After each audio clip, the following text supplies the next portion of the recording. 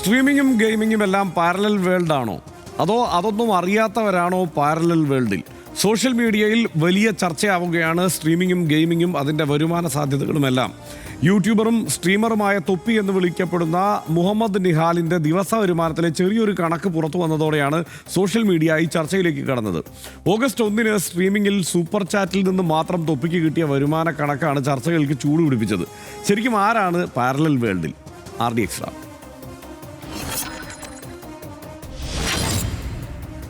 August 3 സ്ട്രീമിംഗിൽ live ചാറ്റിൽ നിന്ന് മാത്രം തൊപ്പി എന്ന സ്ട്രീമർ നേടിയത് 78,000 രൂപ. ഡൊണേഷനുകളും മറ്റു മാർഗങ്ങളിലൂടെയുള്ള വരുമാനങ്ങളും വേറെ. തൊപ്പിയുടെ സൂപ്പർ ചാറ്റ് വരുമാനക്കണക്ക് കണ്ട് അന്തം വിട്ടിരിക്കുകയാണ് സോഷ്യൽ മീഡിയ. സ്ട്രീമിങ്ങും ഗെയിമിങ്ങുമെല്ലാം ചർച്ചകളിൽ നിറയുന്നു. ഇങ്ങനെയാണെങ്കിൽ പഠിക്കുന്നതും ജോലിക്ക് പോകുന്നതും കഷ്ടപ്പെടുന്നതുമെല്ലാം എന്തിനെന്ന രീതിയിൽ ചിലർ നിരാശയും ട്രോളുകളും പങ്കുവെക്കുന്നു. തൊപ്പിയുടെയും കൂട്ടരുടെയും ലോകത്തിന് പുറത്താണ് പാരലൽ വേൾഡ് എന്ന് പലരും പരിഹസിക്കുന്നു. പിരിമുറുക്കത്തിൽ നിന്നുള്ള മോചനമായാണ് ചിലർ തൊപ്പിയുടെ സ്ട്രീമിങ്ങിനെ കാണുന്നത്. എന്റർടൈനിങ് കണ്ടന്റാണ് തൊപ്പിയിലേക്ക് ആകർഷിക്കപ്പെടുന്നതിന് കാരണം. രസകരമായി സ്ട്രീമിംഗ് കൊണ്ടുപോകുന്നതിന് പ്രതിഫലമായി പണം നൽകുന്നതിന് തെറ്റെന്താണെന്ന് ചോദിക്കുന്നവരുമുണ്ട്. മോശം വാക്കുകളും പദപ്രയോഗങ്ങളും ഒഴിവാക്കി ശ്രദ്ധയോടെയും പക്വമായുമാണ് തൊപ്പി ഇപ്പോൾ സ്ട്രീമിംഗ് നടത്തുന്നതെന്ന് സ്ഥിരം കാണികൾ പറയുന്നു. തൊപ്പി മാത്രമല്ല, ഗെയിമിംഗ് സ്ട്രീമുകളുമായി മലയാളത്തിൽ നിരവധി ഹാൻഡിലുകൾ ഈ വിധം സജീവമാണ്. RDX rap news Malayalam.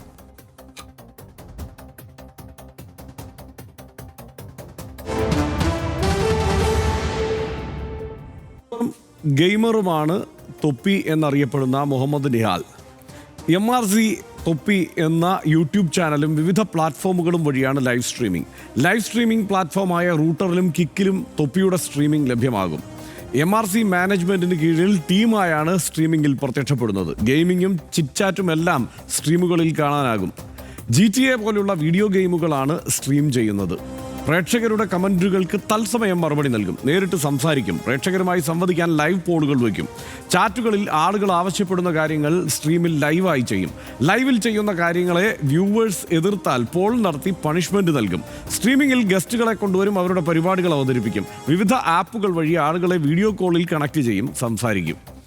ലൈവിൽ ഡേറ്റിംഗ് ആപ്പുകളിലേക്ക് കണക്ട് ചെയ്യുന്നതും ചാറ്റ് ചെയ്യുന്നതും എല്ലാം കാണാം. സ്ട്രീമിങ്ങിൽ ഉപയോഗിക്കുന്ന ഭാഷയും പ്രകടനങ്ങളും പലപ്പോഴും വിവാദമൊക്കെ ആയിട്ടുണ്ട്. തൊപ്പിയുടെ ഒരു വരുമാനത്തെക്കുറിച്ചുള്ളതാണല്ലോ ഏറ്റവും വലിയ ചർച്ച. ദിവസ വരുമാനം 1 ലക്ഷം എന്ന് മാസങ്ങൾക്ക് മുമ്പ് തൊപ്പി അവകാശപ്പെട്ടു. അക്കൗണ്ട് ബാലൻസ് 9 അക്ക സംഖ്യ എന്നും തൊപ്പി പറഞ്ഞു. അതായത് ഏതാണ്ട് 99 കോടിക്കിടയിൽ, 10 കോടിക്കും 99 കോടിക്കും ഇടയിൽ. യൂട്യൂബ് അല്ല, ഗെയിമിംഗ് പ്ലാറ്റ്ഫോമുകളിലൂടെയാണ് പ്രധാനമായും വരുമാനം. കിക്കിൽ 1 മണിക്കൂർ സ്ട്രീമിങ്ങിന് തന്നെ 25,000 രൂപ വരെ വരുമാനം ഉണ്ടാക്കും. തൊപ്പി 8 മണിക്കൂർ വരെ ലൈവ് സ്ട്രീമിംഗ് ചെയ്യുന്ന ദിവസങ്ങളുണ്ട്. റൂട്ടറിൽ കരാർ ഒപ്പുവെച്ചത് മാത്രം 1 കോടിക്ക് മുകളിലാണ്.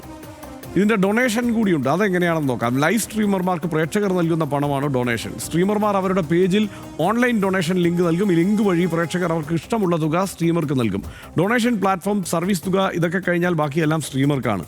ഡൊണേഷനിലൂടെ ഒരു സ്ട്രീമിങ്ങിൽ തന്നെ ആയിരക്കണക്കിന് രൂപ ലഭിക്കും. ഡൊണേഷൻ നൽകുന്നവരുടെ പേരും സന്ദേശവും തുകയും സ്ക്രീനിൽ തെളിയുകയും ചെയ്യും. ഡൊണേഷന് പുറമേയുള്ള വരുമാനമുണ്ട്. നിശ്ചിത തുക നൽകി പ്രേക്ഷകർക്ക് സ്ട്രീമിങ്ങിൽ സബ്സ്ക്രിപ്ഷൻ എടുക്കാം.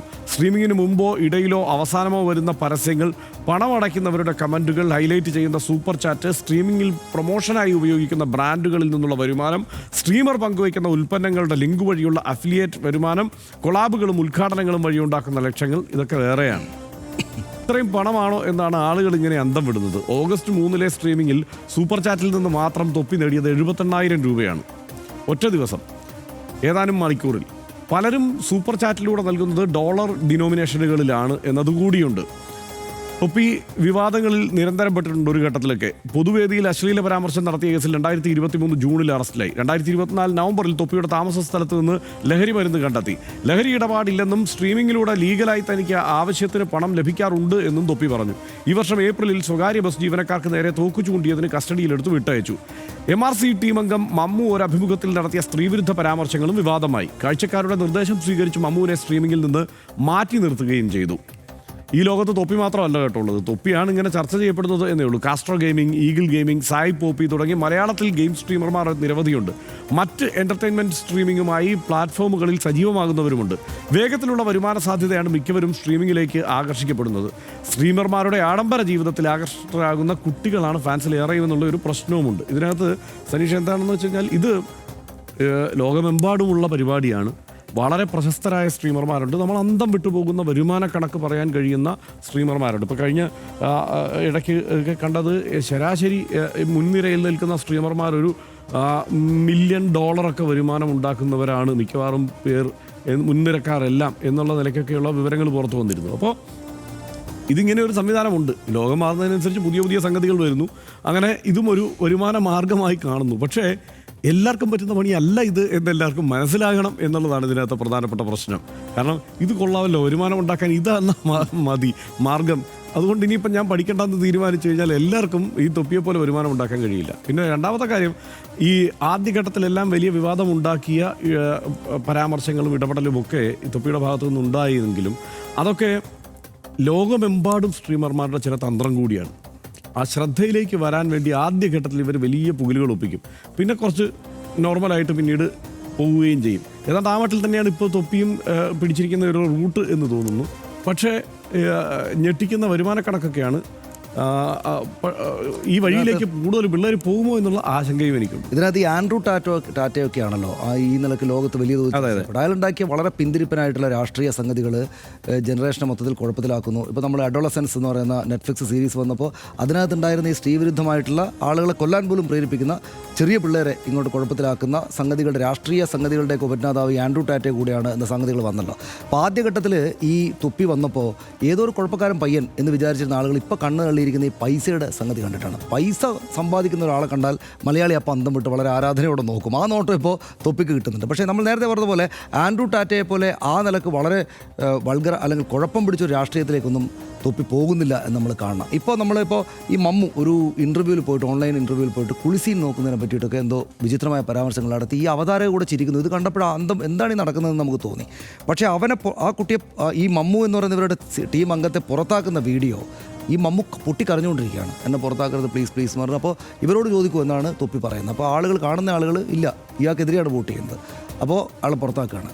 അതിനകത്ത് നമുക്ക് തോന്നുന്നത് ഇതിൻ്റെ അകത്തുള്ള ചില ശരിതെറ്റുകളുണ്ടല്ലോ, ആ ശരിതെറ്റുകളിൽ സെലക്ട് ചെയ്യുന്നത് ശരി കൊള്ളാവുന്ന ശരിയാണല്ലോ എന്ന് നമുക്ക് തോന്നും. അല്ലാതെ കുഴപ്പം പിടിച്ചൊരു ഏരിയയിലേക്ക് കാര്യങ്ങൾ പോവുകയല്ല ചെയ്യുന്നത്. ഇതിനകത്ത് ഒരു ഈ തൊപ്പിയെ പറ്റിയിട്ട് നമ്മളിപ്പോൾ ഇതിനകത്ത് മറ്റെല്ലാ കാര്യങ്ങളും പറയുന്ന ഒരു ജഡ്ജ്മെൻ്റ് ഒന്നും പറയേണ്ടെന്ന് എനിക്ക് തോന്നുന്നു. കാരണം ഈ കുട്ടികളൊക്കെ വളരെ അഗ്രസീവായിട്ട് പ്രതികരിച്ചേക്കും, രാഷ്ട്രീയം പറയുന്ന പോലെയല്ല.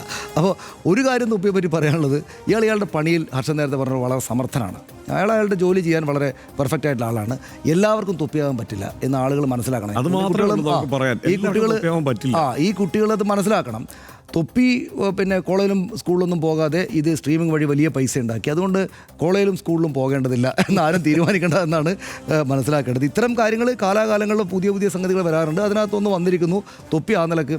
നമ്മളിത് അദ്ദേഹത്തെ അറിയാത്ത ആളുകളുണ്ടെങ്കിൽ ഒന്ന് പരിചയപ്പെടുത്താനായിട്ട് ചെയ്തതായിട്ട് കൂട്ടിയാൽ മതി. ഇങ്ങനെയൊക്കെ നടക്കുന്നുണ്ട്. അതായത് അവരുടെ കണക്കിൽ പറഞ്ഞാൽ പാരലൽ വേൾഡിലുള്ളവർ കൂടി ഒന്ന് അറിയാൻ വേണ്ടിയിട്ട് നമ്മൾ പരിചയപ്പെടുത്തിയതാണ്. അതെ. അപ്പോൾ പുതിയ കാലം പുതിയ രീതികൾ ഇക്കാലം സൃഷ്ടിച്ച വരുമാന മാർഗ്ഗങ്ങളാണ് സ്ട്രീമിങ്ങും ഗെയിമിങ്ങും എല്ലാം. നിയമപരമായ വരുമാന മാർഗ്ഗം തന്നെ കണ്ണടച്ച് തുറക്കുന്ന വേഗത്തിൽ ലക്ഷങ്ങളല്ല കോടിക്കണക്കിന് സമ്പാദിക്കാനാകും എന്നതാണ് അതിൻ്റെ ആകർഷണീയത. 4 ചുമരുകൾക്കുള്ളിലിരുന്ന് കമ്പ്യൂട്ടറും ഫോണും ഇൻ്റർനെറ്റും ഉണ്ടെങ്കിൽ തുറക്കപ്പെടുന്ന വലിയ ലോകമെന്ന പ്രതീതി യാഥാർത്ഥ്യം എന്ന് തന്നെ വേണമെങ്കിൽ പറയാം. തൊപ്പിയും സായി പോപ്പിയും എല്ലാം ഉണ്ടാക്കുന്ന സംഖ്യയുടെ വലുപ്പമാണ് കുട്ടികളെ, പ്രത്യേകിച്ച് ടീനേജേഴ്സിനെ അവരിലേക്ക് ആകർഷിക്കുന്ന ഒരു ഘടകം.